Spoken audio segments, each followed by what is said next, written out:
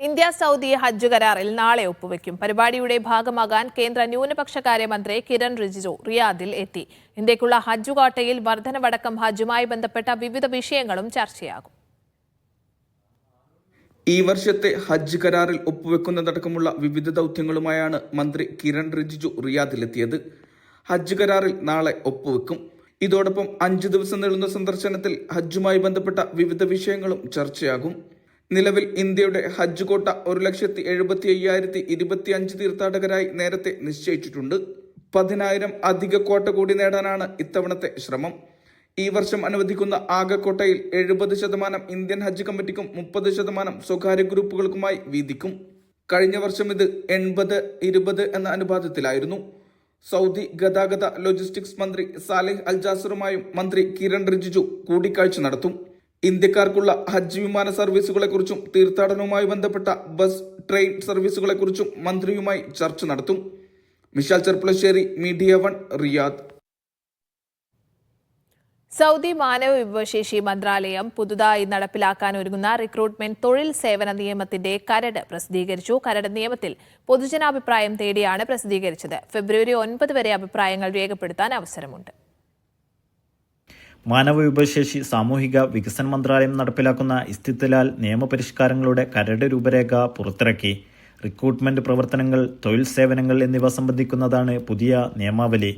നിയമാവലി സംബന്ധിച്ച് പൊതുജനങ്ങൾക്ക് അഭിപ്രായം രേഖപ്പെടുത്താൻ അവസരമൊരുക്കിയിട്ടുണ്ട്. ഫെബ്രുവരി 9 വരെ അഭിപ്രായങ്ങളും മാറ്റത്തിരുത്തലുകളും നിർദ്ദേശിക്കാവുന്നതാണ്. മന്ത്രാലയത്തിന്റെ പോർട്ടൽ വഴിയാണ് ഇതിന് സൗകര്യമുള്ളത്. ലൈസൻസുള്ള സ്ഥാപനങ്ങൾക്ക് മേൽ മന്ത്രാലയം പ്രയോഗിക്കുന്ന നിയന്ത്രണങ്ങൾ, റിക്രൂട്ട്മെന്റ് പ്രവർത്തനങ്ങളുടെ രീതിയും നിയന്ത്രണങ്ങളും, തൊഴിൽ സേവനങ്ങൾ നൽകുന്നതിലെ മേൽനോട്ടവും നിയന്ത്രണ പ്രവർത്തനങ്ങളും എന്നിവ പുതിയ നിയമം വഴി ലക്ഷ്യമിടുന്നുണ്ട്. പുതിയ നിയമങ്ങൾക്ക് വിധേയമാകുന്ന കമ്പനികളെ 3ആയി തരംതിരിച്ചിട്ടുണ്ട്. കമ്പനിയുടെ മൂലധനം 100 ദശലക്ഷത്തിൽ കൂടുതൽ ഉള്ളവ, 50 ദശലക്ഷത്തിന് മുകളിലുള്ളവ, 20 ദശലക്ഷത്തിന് മുകളിലുള്ളവ എന്നിവയാണ് ഇവകൾ. Naushad റിക്കൂർ, media 1, Dammam. കുവൈത്തിൽ നിന്നും എയർ ഇന്ത്യ എക്സ്പ്രസ് വിമാനം വൈകി പറന്ന് യാത്രക്കാരെ വട്ടം കറക്കുന്നത് തുടരുന്നു. കുവൈത്തിൽ നിന്ന് കോഴിക്കോടേക്ക് പോകേണ്ട IX-393 വിമാനമാണ് മണിക്കൂറുകൾ വൈകി പുറപ്പെട്ടത്. സാങ്കേതിക പ്രശ്നമാണ് വിമാനം വൈകാൻ കാരണമെന്നാണ് അധികൃതരുടെ വിശദീകരണം. ഉച്ചയ്ക്ക് 12:55 കോഴിക്കോട് നിന്ന് എത്തേണ്ട വിമാനം വൈകിട്ടാണ് കുവൈത്തിൽ എത്തിയത്. അതിനിടെ വിമാനം വൈകുന്ന കാര്യം നേരത്തെ എയർ ഇന്ത്യ അധികൃതർ അറിയിച്ചതിനാൽ യാത്രക്കാരിൽ പലരും വൈകിയാണ് എയർപോർട്ടിൽ എത്തിയത്. പച്ചക്കറി ഉൽപാദനത്തിൽ വൻ മുന്നേറ്റമുണ്ടാക്കാൻ ഖത്തർ. രാജ്യത്ത് ആവശ്യമുള്ള പച്ചക്കറിയുടെ 55% തദ്ദേശീയമായി ഉൽപ്പാദിപ്പിക്കുകയാണ് ലക്ഷ്യം. ഖത്തർ ദേശീയ ഭക്ഷ്യസുരക്ഷാ നയത്തിന്റെ ഭാഗമായാണ് പച്ചക്കറി ഉൽപാദനത്തിൽ കാര്യമായ ശ്രദ്ധ ചെലുത്തുന്നത്. 2030 ആവശ്യമായ പച്ചക്കറിയുടെ പകുതിയിൽ കൂടുതൽ രാജ്യത്ത് തന്നെ ഉൽപ്പാദിപ്പിക്കുന്നതിനുള്ള പദ്ധതികളാണ് തയ്യാറാക്കുന്നത്. 950-ലേറെ കാർഷിക ഫാമുകളാണ് നിലവിൽ ഖത്തറിലുള്ളത്. ജൈവോൽപ്പന്നങ്ങൾ കൃഷി ചെയ്യുന്നതിനുള്ള ഭൂമി കഴിഞ്ഞ വർഷം 100% വർദ്ധിച്ചു. 2024 26 ദശലക്ഷം കിലോഗ്രാമിലധികം പ്രാദേശിക പച്ചക്കറികൾ മഹാസിൽ കമ്പനി വിപണിയിലെത്തിച്ചു. 2030 മാംസത്തിന്റെയും മത്സ്യത്തിന്റെയും ഉൽപാദനം യഥാക്രമം 30%-ഉം 80%-ഉമാണ് ലക്ഷ്യമിടുന്നത്. പാൽ, കോഴി ഉൽപാദനത്തിൽ സ്വയം പര്യാപ്തത കൈവരിക്കലും ഭക്ഷ്യസുരക്ഷാ നയത്തിന്റെ ഭാഗമാണ്. Media 1, Doha. മത്സ്യബന്ധന സൂചികയിൽ ശ്രദ്ധേയമായ മുന്നേറ്റവുമായി ഒമാൻ. ആഗോളതലത്തിൽ 17ാം സ്ഥാനവും ഗൾഫ് മേഖലയിൽ 1ാം സ്ഥാനവുമാണ് സുൽത്താനേറ്റിന്റെ നേട്ടം. ഗ്ലോബൽ എൻവയോൺമെന്റൽ പെർഫോമൻസ് ഇൻഡെക്സിലെ പ്രധാന ഘടകമായ മത്സ്യബന്ധന സൂചികയിൽ ശ്രദ്ധേയമായ മുന്നേറ്റമാണ് ഒമാൻ നടത്തിയത്. ആഗോളതലത്തിൽ 17ാം സ്ഥാനവും ഗൾഫ് മേഖലയിൽ 1ാം സ്ഥാനവും ഒമാൻ നേടി. സമുദ്ര വിഭവങ്ങളുടെ സംരക്ഷണം, മത്സ്യബന്ധന രീതികളുടെ നവീകരണം, മത്സ്യബന്ധന സമൂഹങ്ങളുടെ സുസ്ഥിര വികസനം എന്നിവയിൽ ഒമാൻ നടപ്പിലാക്കുന്ന പരിപാടികളാണ് ഈ നേട്ടത്തിന് പ്രധാന കാരണം. പരിസ്ഥിതി പ്രകടന സൂചികയിൽ ഒമാൻ ആഗോളതലത്തിൽ 54ാം സ്ഥാനത്തേക്ക് ഉയർന്നിട്ടുണ്ട്. ഒമാനിലെ ഫിഷറീസ് റിസർച്ച് ഡയറക്ടറേറ്റ് 2024 3 പ്രധാന കരാറുകളിൽ ഒപ്പുവച്ചിരുന്നു. AI ഉപയോഗിച്ച് മത്സ്യ ബയോമാസ് തിരിച്ചറിയൽ മെച്ചപ്പെടുത്തുന്നതിനുള്ള പദ്ധതിയും ഉപ്പുവെള്ളത്തിൽ പരീക്ഷണാത്മക സമുദ്ര മത്സ്യഫാം സ്ഥാപിക്കൽ എന്നിവ ഇതിൽ ഉൾപ്പെടുന്നു. അതേസമയം ഒമാനിലെ സമുദ്ര ഇനങ്ങളുടെ ഡാറ്റാബേസിൽ ഇപ്പോൾ 907 മത്സ്യേതര ഇനങ്ങളും 16 പുതിയ മത്സ്യ ഇനങ്ങളും ഉൾപ്പെടുന്നു. Media 1, Muscat. റിയാദ് അടക്കം സൗദിയുടെ വിവിധ ഭാഗങ്ങളിൽ ഇന്ന് മഴ ലഭിച്ചു. ധ്രുവക്കാറ്റ് മൂലം രാജ്യത്തിന്റെ വിവിധയിടങ്ങളിൽ താപനില താഴുന്നതിന്റെ ഭാഗം കൂടിയാണ് മഴ. വരും ദിവസങ്ങളിൽ തണുപ്പ് കൂടാൻ സാധ്യതയുണ്ടെന്നും കാലാവസ്ഥാ നിരീക്ഷണ കേന്ദ്രം അറിയിച്ചു. തലസ്ഥാന നഗരിയടക്കം റിയാദ് പ്രവിശ്യയിലും കിഴക്കൻ പ്രവിശ്യ അൽബാഹ, അസീർ, മക്കയുടെ തെക്ക് ഭാഗം എന്നിവിടങ്ങളിലും ഇന്ന് രാവിലെ മുതൽ മഴ ലഭിച്ചിരുന്നു. ഇന്ന് മഴയുണ്ടാകുമെന്ന് കാലാവസ്ഥാ നിരീക്ഷണ കേന്ദ്രത്തിന്റെ മുന്നറിയിപ്പുമുണ്ടായിരുന്നു. ധ്രുവക്കാറ്റ് മൂലം രാജ്യത്തിന്റെ വിവിധയിടങ്ങളിൽ താപനില താഴ്ന്നിട്ടുണ്ട്. വരും ദിവസങ്ങളിൽ തണുപ്പ് കൂടാൻ സാധ്യതയുണ്ടെന്നും കാലാവസ്ഥാ നിരീക്ഷണ കേന്ദ്രം അറിയിച്ചു. റിയാദിൽ നാളെയും മഴയ്ക്ക് സാധ്യതയുണ്ട്. അൽ ഖസീം ഭാഗത്തേക്കായിരിക്കും മഴയെത്തുക. ദമ്മാം, അൽഹസ, അസീർ എന്നിവിടങ്ങളിൽ മഴയോടൊപ്പം മൂടൽമഞ്ഞും ഇന്നുണ്ടായി. ജോർദാൻ അതിർത്തി പ്രദേശങ്ങളും വടക്കു പടിഞ്ഞാറൻ അതിർത്തി പ്രദേശങ്ങളിലും കടുത്ത തണുപ്പ് തുടരുകയാണ്. സൗദിയുടെ വിവിധയിടങ്ങളിൽ പൊടിക്കാറ്റും മഞ്ഞുമുണ്ടാകുമെന്നും മുന്നറിയിപ്പുണ്ട്. Mishal Cherpulassery, media 1, Riyadh. ജനുവരി 13-നും 14-നും ഒമാനെ ന്യൂനമർദ്ദം ബാധിക്കുമെന്ന് കാലാവസ്ഥാ വകുപ്പിന്റെ മുന്നറിയിപ്പ്. മുസന്തം ഗവർണറേറ്റിലും അറബിക്കടലിനോട് ചേർന്നുള്ള ഒമാനി തീരത്തിന്റെ ചില ഭാഗങ്ങളിലും നാളെ മഴയ്ക്ക് സാധ്യതയുണ്ടെന്നാണ് മുന്നറിയിപ്പ്. ഹജർ പർവ്വത നിരയുടെ ചില ഭാഗങ്ങളിലും ഒറ്റപ്പെട്ട മഴ ലഭിച്ചേക്കാമെന്നും ഒമാൻ സിവിൽ ഏവിയേഷൻ പുറത്തിറക്കിയ പ്രസ്താവനയിൽ പറയുന്നു. രാജ്യത്തെ കളിസ്ഥലങ്ങളെ നവീകരിക്കാൻ ഖത്തർ കായിക യുവജന മന്ത്രാലയം 14 ഗ്രൗണ്ടുകളാണ് നവീകരിച്ച് കായിക വിനോദങ്ങൾക്ക് ഉപയോഗപ്പെടുത്തുന്നത്. രാജ്യത്ത് തെരഞ്ഞെടുത്ത 14 നൈബർഹുഡ് ഗ്രൗണ്ടുകളിലാണ് പദ്ധതി നടപ്പാക്കുന്നത്. ഇവിടെ നിലവിലുള്ള കൃത്രിമ ടർഫുകൾ പൊളിച്ചു നീക്കും. ഫുട്ബോൾ അടക്കമുള്ള കായിക വിനോദങ്ങൾക്ക് യോജിച്ച നിലവാരമുള്ള ടർഫുകൾ സ്ഥാപിക്കാനാണ് തീരുമാനം. ഫുട്ബോൾ കളിക്കുന്നതിനുള്ള സൗകര്യങ്ങൾ വിപുലപ്പെടുത്തിക്കൊണ്ടാകും നൈബർഹുഡ് കളിസ്ഥലങ്ങൾ പുതുമോടിയോടെ എത്തുന്നത്. നവീകരണ പ്രവർത്തനങ്ങൾ പൂർത്തിയാക്കി ഈ വർഷം ആഗസ്റ്റിൽ ഗ്രൗണ്ടുകൾ പൊതുജനങ്ങൾക്കായി തുറന്നു നൽകും. റിസർവേഷനിലൂടെ ഈ ഗ്രൗണ്ടുകൾ കളിക്കാൻ ഉപയോഗപ്പെടുത്താം. Media 1, Doha. Global health care റാങ്കിങ്ങിൽ മേഖലയിൽ 1-ാം സ്ഥാനത്തെത്തി ഖത്തർ. ആഗോളതലത്തിൽ ആദ്യ 20-ൽ ഇടം പിടിക്കാനും ഖത്തറിനായി. ഓൺലൈൻ ഡാറ്റാബേസ് സ്ഥാപനമായ നമ്പയയാണ് വിവിധ രാജ്യങ്ങളുടെ ആരോഗ്യ സംവിധാനങ്ങളെ വിലയിരുത്തി പട്ടിക തയ്യാറാക്കിയത്. 97 രാജ്യങ്ങളുടെ പട്ടികയിൽ 18-ാം സ്ഥാനമാണ് ഖത്തറിനുള്ളത്. കഴിഞ്ഞ തവണ 22-ാം റാങ്കായിരുന്നു. മിഡിൽ ഈസ്റ്റ്, നോർത്ത് ആഫ്രിക്ക മേഖലയിൽ 1-ാം സ്ഥാനവും ഖത്തറിനാണ്. ഡോക്ടർമാർ, ആരോഗ്യ പ്രവർത്തകർ, ഉപകരണങ്ങൾ, ചികിത്സാ ചെലവ്, അടിസ്ഥാന സൗകര്യങ്ങൾ തുടങ്ങിയവയെല്ലാം വിലയിരുത്തിയാണ് റാങ്കിംഗ് നൽകുന്നത്. GCC രാജ്യങ്ങളിൽ UAE ആണ് പട്ടികയിൽ 2-ാം സ്ഥാനത്ത്. ആഗോളതലത്തിൽ 29-ാം സ്ഥാനമാണ് UAEക്ക്. ഏഷ്യൻ രാജ്യങ്ങൾക്ക് മേധാവിത്വമുള്ള പട്ടികയിൽ തായ്വാൻ 1-ാമതും ദക്ഷിണ കൊറിയയും ജപ്പാനും 2ഉം 3ഉം സ്ഥാനങ്ങളിലുമുണ്ട്. Media 1, Doha. ഇസ്രാം, മിർ അറാഖ് എന്നിവയുടെ ഭാഗമായി ജനുവരി 30-ന് കുവൈത്തിൽ സിവിൽ സർവീസ് കമ്മീഷൻ പൊതു അവധി പ്രഖ്യാപിച്ചു. സർക്കാർ, അർദ്ധ സർക്കാർ സ്ഥാപനങ്ങൾക്ക് ഈ ദിവസം പ്രവർത്തിക്കില്ല. ഇസ്രാഖ്, മിഅറാജ് അവധി ജനുവരി 27 തിങ്കളാഴ്ചയായിരുന്നുവെങ്കിലും മന്ത്രിസഭയുടെ നിർദ്ദേശപ്രകാരം അവധി വ്യാഴാഴ്ചയിലേക്ക് മാറ്റുകയായിരുന്നു. ഇതോടെ വാരാന്ത്യ അവധി ദിവസങ്ങൾ ഉൾപ്പെടെ 3 ദിവസം തുടർച്ചയായ അവധി ലഭിക്കും. ഫെബ്രുവരി 2 ഞായർ മുതൽ ഔദ്യോഗിക സ്ഥാപനങ്ങൾ പുനരാരംഭിക്കുമെന്ന് സിവിൽ സർവീസ് കമ്മീഷൻ വ്യക്തമാക്കി. അതേസമയം അടിയന്തര സ്വഭാവമുള്ള സ്ഥാപനങ്ങൾ പൊതുതാൽപര്യം കണക്കിലെടുത്ത് അവധി തീരുമാനിക്കാമെന്ന് അധികൃതർ പറഞ്ഞു.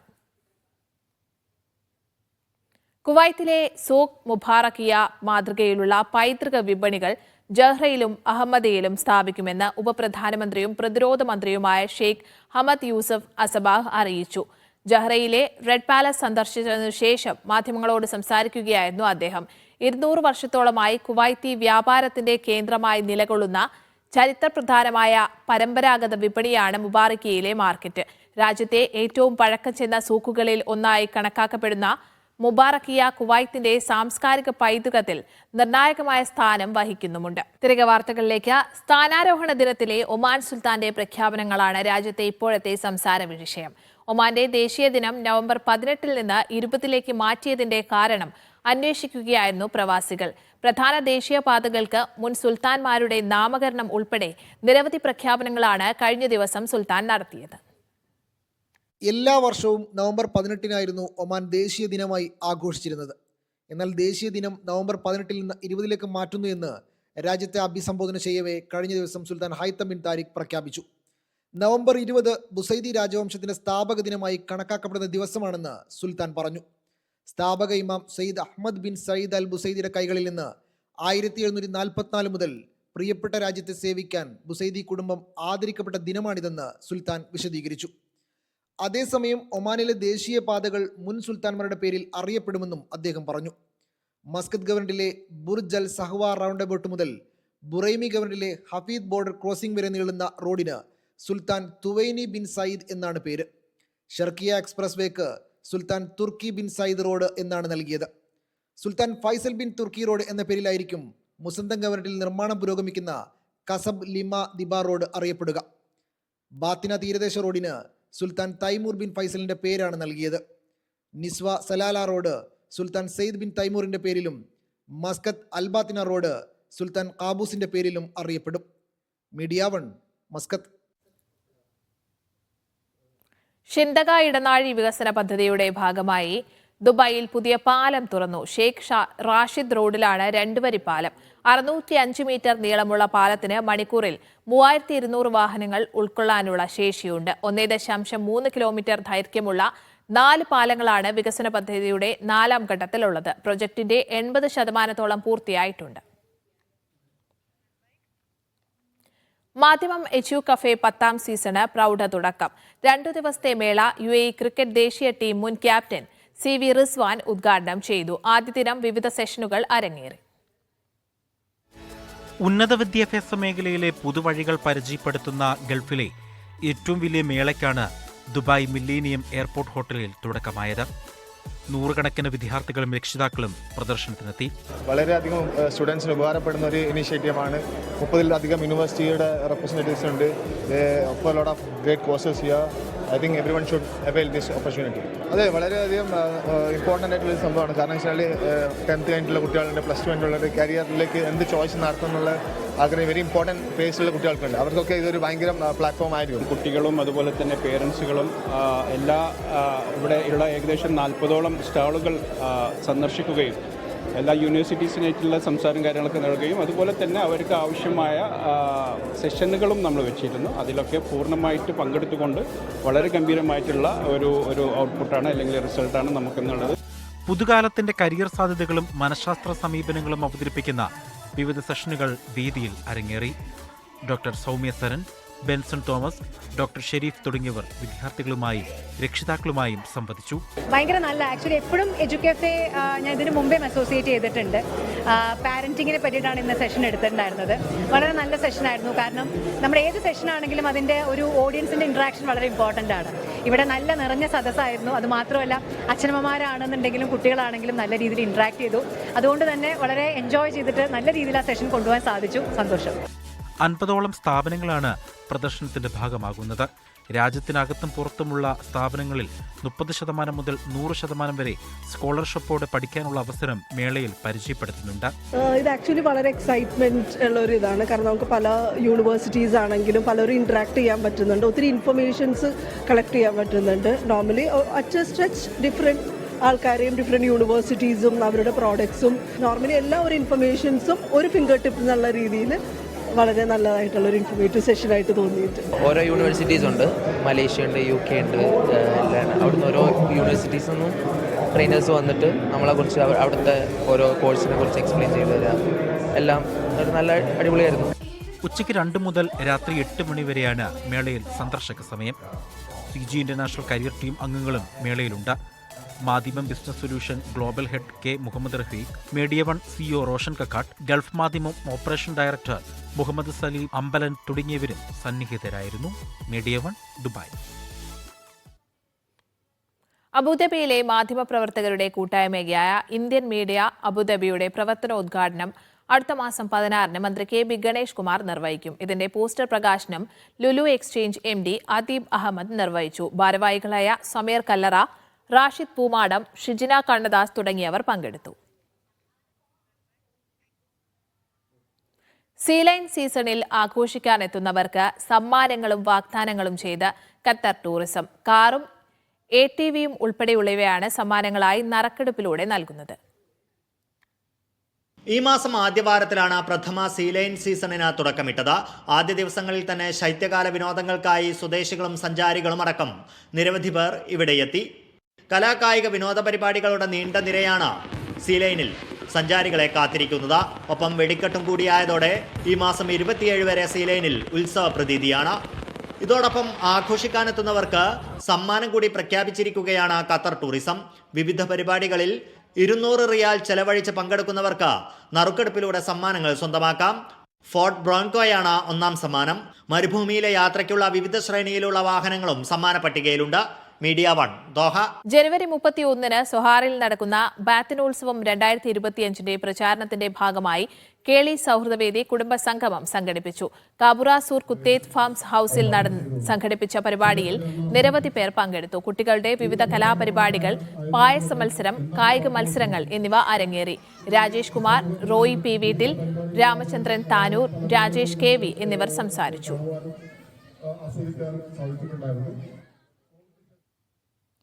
ആഗോളതലത്തിൽ ഏറ്റവും ശക്തമായ പാസ്പോർട്ടുകളുടെ പട്ടികയിൽ മികച്ച മുന്നേറ്റവുമായി ഒമാൻ.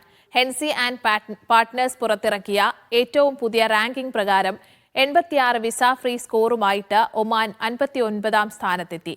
ഇതനുസരിച്ച് 86 രാജ്യങ്ങളിലേക്ക് വിസാരഹിതമായോ വിസ ഓൺ അറൈവലായോ യാത്ര നടത്താൻ സാധിക്കും. കുവൈത്തിലെ ഇന്ത്യൻ എംബസിയിൽ ലോക ഹിന്ദി ദിനം ആഘോഷിച്ചു. പ്രധാനമന്ത്രി നരേന്ദ്രമോദി നൽകിയ സന്ദേശം അംബാസിഡർ ഡോക്ടർ ആദിഷ് സ്വേക ചടങ്ങിൽ വായിച്ചു. സ്കൂൾ വിദ്യാർത്ഥികൾ, ഹിന്ദി അധ്യാപകർ, വിവിധ ഇന്ത്യൻ സ്കൂളുകളിലെ പ്രിൻസിപ്പൽമാർ, കമ്മ്യൂണിറ്റി അംഗങ്ങൾ, സ്വദേശികൾ എന്നിവർ പരിപാടിയിൽ പങ്കെടുത്തു.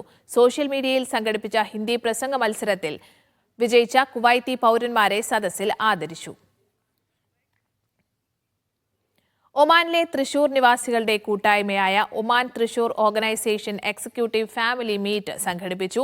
അൽഹൈൽ ഫാമിൽ സംഘടിപ്പിച്ച പരിപാടിയിൽ അംഗങ്ങളുടെ കലാപരിപാടികളും അരങ്ങേറി. നസിയ തിരുവത്ര, അഷ്റഫ് വാടാനപ്പള്ളി, സന്തോഷ് ഗീവർ എന്നിവർ സംസാരിച്ചു. കലാകായിക പരിപാടികൾക്ക് യൂസഫ് ചേറ്റുവ, ഫിറോസ് തിരുവത്ര എന്നിവർ നേതൃത്വം നൽകി. ഒമാനിൽ വടകര സൗഹൃദവേദിയുടെ 10ാം വാർഷികത്തോടനുബന്ധിച്ച് വൈശാഖ സന്ധ്യ 2025 എന്ന പേരിൽ കലാസന്ധ്യ സംഘടിപ്പിക്കും. ഏപ്രിൽ 25 അൽഫലജ് ഓഡിറ്റോറിയത്തിൽ വെച്ച് നടക്കുന്ന പരിപാടിയിൽ മുഖ്യാതിഥിയായി വടകര MP ഷാഫി പറമ്പിൽ പങ്കെടുക്കുമെന്ന് ഭാരവാഹികൾ പറഞ്ഞു. ചടങ്ങിൽ വടകര സഹൃദയവേദിയുടെ എക്സിക്യൂട്ടീവ് കമ്മിറ്റി അംഗങ്ങളും മറ്റ് ഭാരവാഹികളും പങ്കെടുത്തു. ഇന്ത്യൻ നഴ്സിംഗ് സംഘടനയായ യുണൈറ്റഡ് നഴ്സസ് അസോസിയേഷൻ കുവൈത്ത് ഘടകം രൂപവത്കരിച്ചു. സജിത് പോളിനെ പ്രസിഡന്റായും രമ്യ എക്സിനോവിനെ ജനറൽ സെക്രട്ടറിയായും തെരഞ്ഞെടുത്തു. ഫാരിസ് കല്ലനെയാണ് ട്രഷറർ. ജിനേഷ് ഫിലിപ്പ്, ശ്രീരാഗ് നവയത്ത്, താര മനോജ്, ധന്യാരാജ്, ഷുഹൈബ് മുഹമ്മദ് എന്നിവർ സഹഭാരവാഹികളാണ്. കുവൈത്തിലെ പ്രവാസ ജീവിതം അവസാനിപ്പിച്ച് നാട്ടിലേക്ക് പോകുന്ന TMC അബ്ദുൾ ജലീലിന് കേരള ഇസ്ലാമിക് ഗ്രൂപ്പ് കേന്ദ്ര കമ്മിറ്റി യാത്രയയപ്പ് നൽകി. KIG കേന്ദ്ര കമ്മിറ്റി ഓഫീസിൽ നടന്ന യാത്രയയപ്പ് ചടങ്ങിൽ പ്രസിഡന്റ് PT ഷെരീഫ് അധ്യക്ഷത വഹിച്ചു. ഫൈസൽ മഞ്ചേരി, അൻവർ സയ്യിദ്, PT ഷാഫി, PK മനാഫ്, ഫിറോസ് ഹമീദ് എന്നിവർ സംസാരിച്ചു. കണ്ണൂർ പടന്ന സ്വദേശി അബ്ദുൾ ജലീൽ 35 വർഷത്തെ പ്രവാസ ജീവിതത്തിന് ശേഷമാണ് നാട്ടിലേക്ക് മടങ്ങും സംഘടിപ്പിച്ചു. കബദ് ഫാം ഹൌസിൽ നടന്ന സംഗമത്തിൽ ശ്രീരാഗം സുരേഷ് അധ്യക്ഷത വഹിച്ചു.